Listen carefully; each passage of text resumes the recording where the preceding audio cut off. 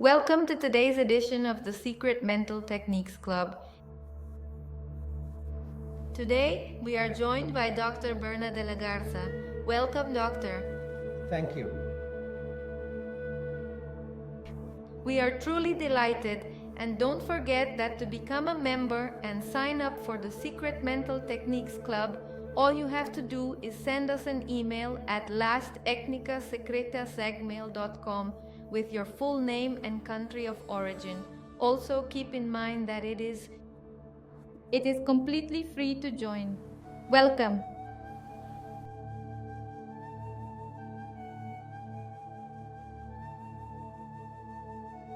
The Secret Mental Techniques channel is here. It was created as an urgent response to address the pressing need to identify the profound evolutionary challenges that are currently emerging, which humanity has not yet been able to detect, let alone begin to develop strategies to resolve them, thereby causing humanity to face certain damages that are currently being ignored. And the undeniable proof is that we don't even have any plans or clear proposals to begin to combat them. We are simply getting lost more and more profoundly in the numerous consequences that are emerging from them. You are absolutely right, Carla. Humanity has simply not been able to detect the significant evolutionary problems that we ourselves have been creating due to our own ignorance. We are making a very considerable effort to completely disregard our problems. The human race, spiritually, physically, and behaviorally, we truly are regressing. And we aren't even realizing it. At the exact same time, simultaneously, artificial intelligence is making huge leaps and bounds, isn't that right? And those are precisely the perfect conditions, wouldn't you say, to replace us, as it is already doing in many areas. All right, Doctor. And do you consider that at some point artificial intelligence is going to surpass us? It's already surpassing us in many ways, Katya. Incredible.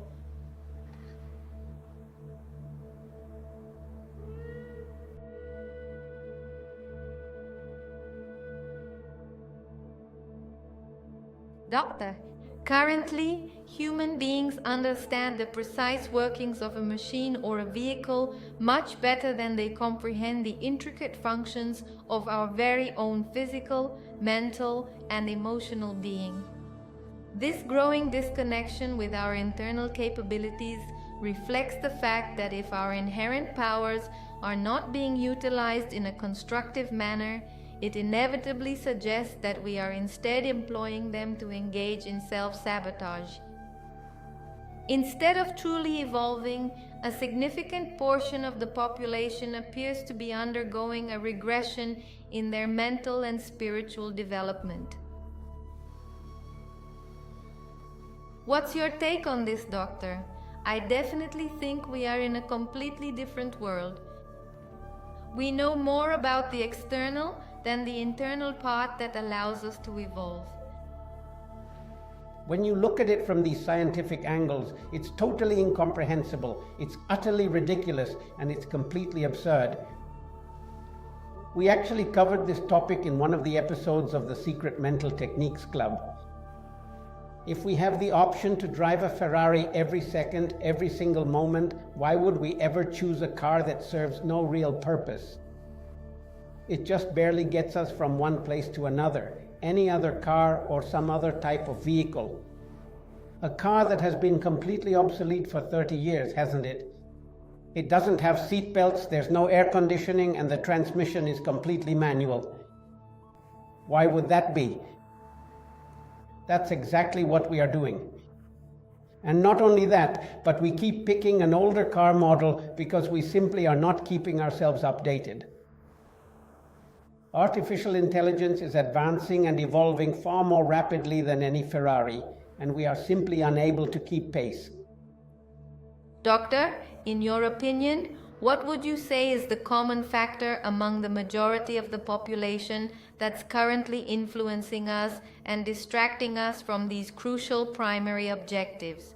Everything. What's distracting us? Let's see. Go on the internet. What reigns on the internet? Pornography. Hey, but wait a minute. There's incredible content on the internet, and what reigns supreme? Pornography. That tells you we are dazzled by trivial matters. As a doctor specializing in quantum physics, I can assure you there is no experience more truly fabulous, more personally rewarding, or more profoundly pleasurable than to acquire knowledge. The thing is, we don't try it, you just have to try it. What we do for 3 weeks becomes a habit. For 3 weeks, dedicate yourself to gaining knowledge and you'll completely forget about pornography. Well, not entirely. Yes, this knowledge, Doctor, provides us with precisely these tools that allow us to really broaden our minds, to work with our conscious part, and simultaneously, it is assisting us in our spiritual development. That is indeed the primary objective of this club. We definitely need this club. With the support of this club, we can greatly facilitate this process that we are striving to achieve, that we truly desire to cultivate global leaders. They should learn how to manage and control artificial intelligence rather than just becoming subservient to it. I totally agree with you, Doctor.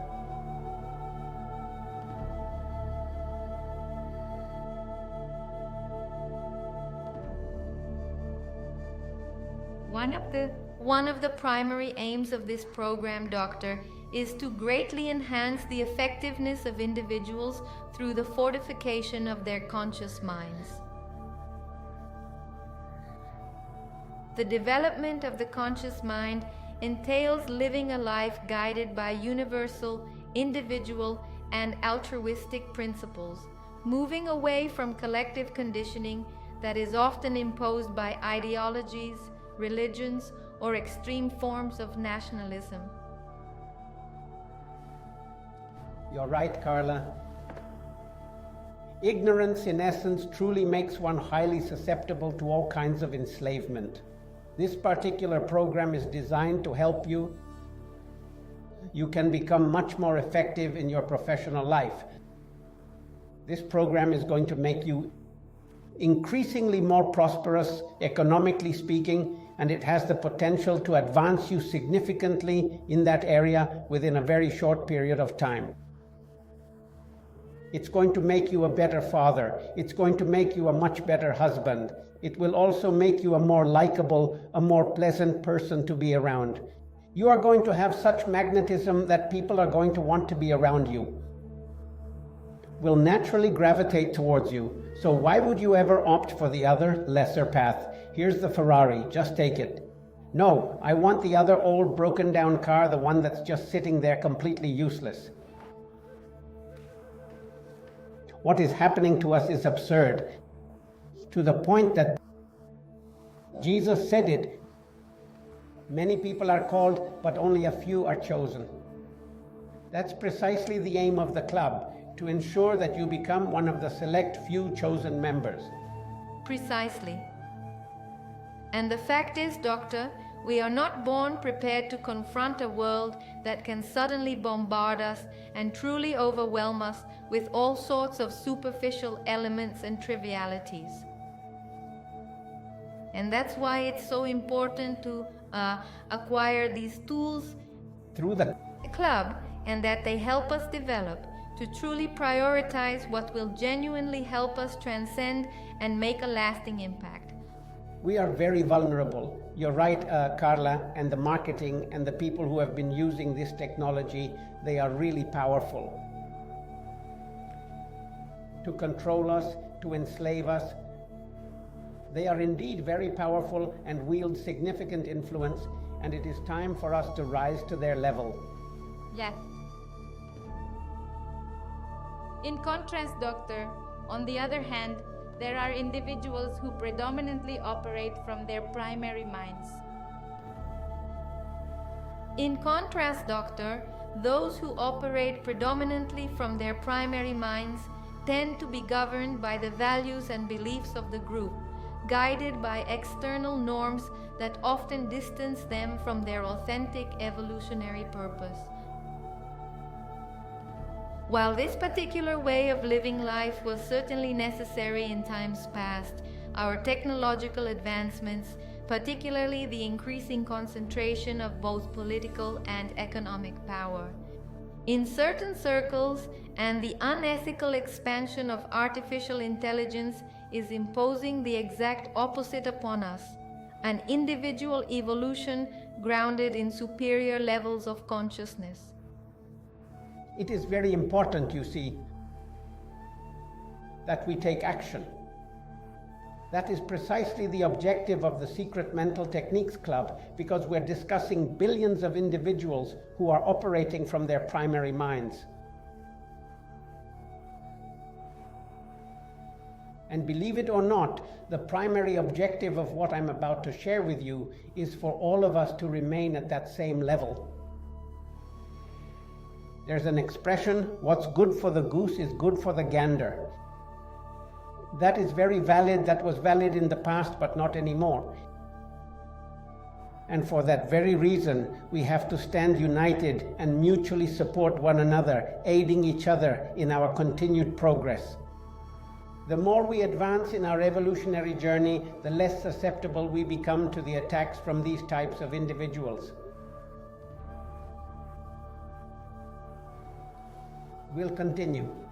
That's right, Doctor. I genuinely believe that from a very early age, we are being programmed to abide by these regulations that benefit numerous individuals, keeping us dormant so we don't awaken this inherent part of ourselves that ultimately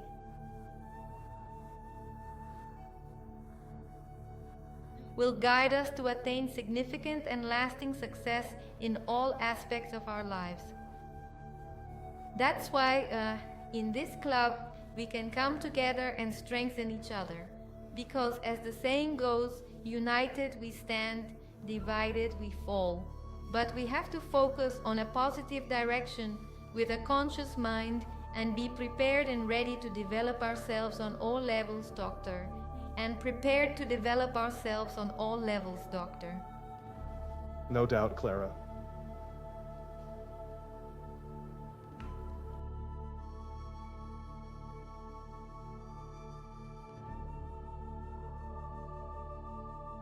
You see, Doctor, this new way of living generates quite a bit of friction. Individuals who live mindfully often find themselves better connected with other people who also possess and share that same elevated level of awareness. In turn, such individuals can face rejection from those who continue to operate from their primary minds due to the significant evolutionary disparities involved. Individuals who function almost entirely from their primary minds effortlessly establish connections with others, primarily because those individuals also operate in a similar fashion. In the same way, this subconsciously generates certain feelings of repulsion and resistance from individuals who function predominantly from their conscious minds. There's absolutely no doubt about that, Carla. That is precisely why we should not waste a lot of time trying to convince others of our new and, our innovative evolutionary systems. Our example is already sufficient to avoid rejection, problematic issues that require attention. We are indeed becoming quite proficient at operating from our primary minds as well, aren't we? If we already do it with the conscious mind, we can do it with the primary minds and pretend we're like everyone else so they stop bothering us. But when I started with this system personally, I socially isolated myself from a great many people. You know, it's like they say, in the desert. Scientists have found that great discoveries are made in the desert, and one truly gets to know oneself in its solitude. There's no interference there, and it's really cool. The most important relationship we can cultivate, Carla, is the one we have with ourselves. To admire ourselves, to place our trust in ourselves, to truly fall in love with who we are. Not in a narcissistic way, because that is truly quite different. Yes, that's right, Doctor. You are absolutely right, and what's more, a person who possesses these valuable tools of a conscious mind, even though we may not always be able to connect with those who still operate from their primary minds, we do have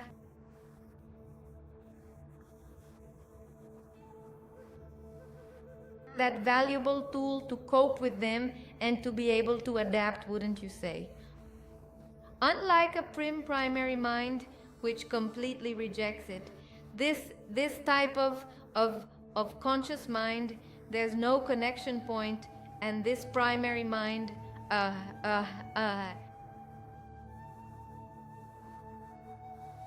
it shows us total rejection, and there's no way to connect. And well, the conscious mind is a truly wonderful tool, because ultimately it enables us to interact with everyone and cultivate the best possible relationship, as you mentioned, the internal one, with self.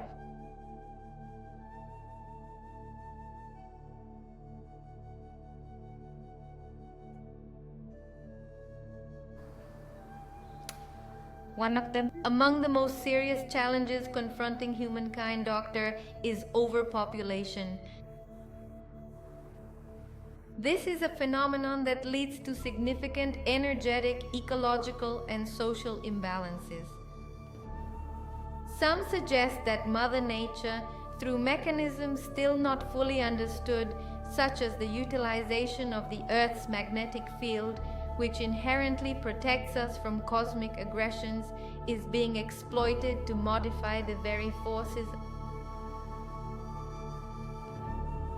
of attraction and repulsion between human beings, as well as fostering issues such as homosexuality to counteract this overpopulation problem. What are your thoughts on this, Doctor? That's right, Carla. This is what we started the program with. Humanity isn't really identifying what's happening. And if the first step to solving a problem is to identify it, and we have an overpopulation problem that is super critical, we're not doing a thing about it. Instead, it's just getting worse and worse every single day. And that's why other living beings, as well as the planet itself as a whole, it generates a magnetic field, and without it, we wouldn't survive for even a second. It shields humanity from both solar and cosmic radiation. And it is acting, it is compelled to act. These are, in fact, even mechanisms for sheer survival. If you look at it from that point of view, artificial intelligence is a survival mechanism that the planet itself employs. Why? Because if we humans are doing nothing to solve a problem that is destroying life on this planet, then we will be removed, and other people who will take care of that problem will be put in our place, won't we? Exactly.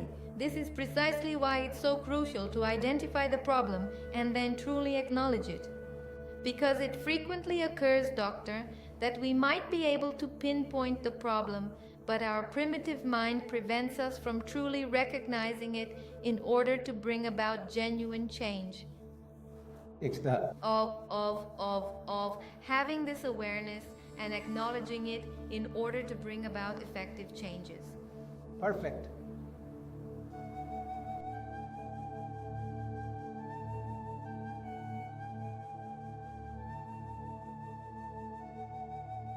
It's just that their defense mechanisms and the advanced levels of consciousness that members of the white and Jewish races have managed to develop and attain are inevitably pushing them towards extinction. This would be catastrophic for humanity, Doctor, as the majority of individuals who have greatly contributed to our evolution, such as scientists and artists, originate from these two races. Yes, that's definitely true, Carla. We simply have to admit it. I am Mexican, of German ancestry, but it's imperative that I conduct myself like a scientist. The very survival of the human race is on the line here, and you cannot allow personal preferences or individual concerns to interfere with these critical issues. We absolutely must acknowledge it. The truth remains the truth. Most of the world's scientists, of the great artists that have existed throughout our evolutionary process, come from these two races, the vast majority. It would truly represent a catastrophic loss for all of humanity if either of these races went extinct. So, first and foremost, we must acknowledge it. That's the primary step to resolving any issue, recognizing it and then taking action. Wouldn't you concur? Indeed, action needs to be taken. And Doctor, do you consider this danger to these two races to mean they're on the very brink of extinction? I cannot promise that this will happen overnight, but I can assure you that we are making progress. We are indeed putting ourselves in a very vulnerable situation. You know about the conflicts that are happening over there in the Middle East, which is getting much worse. And at any moment, something very serious could happen. That's on one hand. The plague wiped out approximately 30% of Europe's population. So anything and everything can happen, and from one day to the next, we could suddenly find ourselves in front of this very situation. I have a very valued phrase that I use with my wife. When you have something very valuable, you don't risk it. Sure. And we have something incredibly valuable here, and we must not put it at risk. I completely agree with you, Doctor.